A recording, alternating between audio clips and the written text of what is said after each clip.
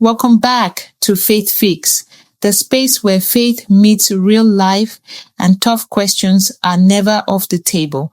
I'm your host, Nika, and today we're diving into something that hits close to home for a lot of us. Generational curse or generational choice. Are you living out a pattern you inherited or one you're choosing? Let that sit for a second. Maybe it's a temper that shows up just like your dad's. Or maybe it's how every woman in your family settled just to say they had someone. Maybe it's addiction, poverty, shame, or silence that's been passed down like a family recipe. Or maybe it's the mindset that we don't do therapy, or men don't cry, or nobody in our family makes it past a certain point. We often call it a generational curse, but what is that really?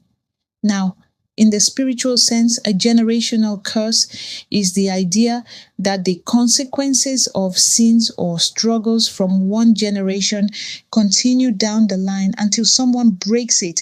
It's mentioned in the Bible, like in Exodus 34 verse 7, where it talks about the sins of the fathers affecting children to the third and fourth generation. But here's the thing, that's not the full story. Because the Bible also says in Ezekiel 18 that the son will not share the guilt of the father. Meaning, just because something ran in your family doesn't mean it has to run through you. Yes, we may be impacted by what came before us, but we are not powerless. Let's talk real life. Because not everything we call a curse is spiritual. Some things are just cycles, repeated behaviors, beliefs, or environments we grew up in that we never challenged. A mom who never said, "I love you," because her mom never did. A dad who walked out because his father did the same. Financial struggle passed down, not just because of bad luck, but because no one ever taught budgeting or how to dream beyond survival. That's not always a curse. Sometimes it's just unquestioned inheritance. But here's where it gets powerful. We don't have to accept the default. We get to say, this ends with me.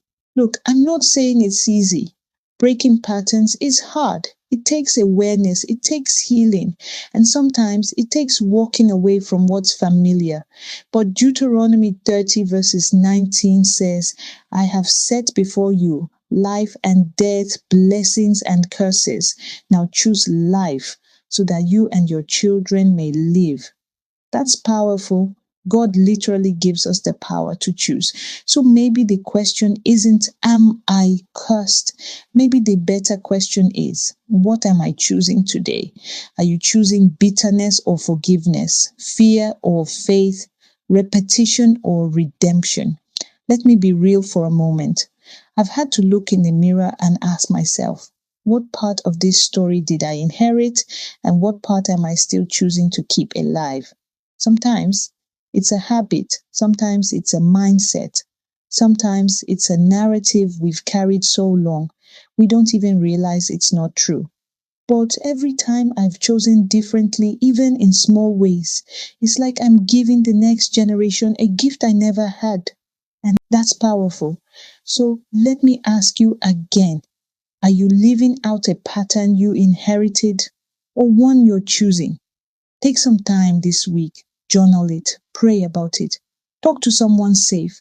But most of all, be honest with yourself and with God. And hey, if this episode stirred something in you, don't keep it to yourself. Share it with a friend. Send me a DM on Instagram at the.faithfix, or leave a review and tell me what generational shift you are working on. Let's keep this conversation going, because healing isn't just for us.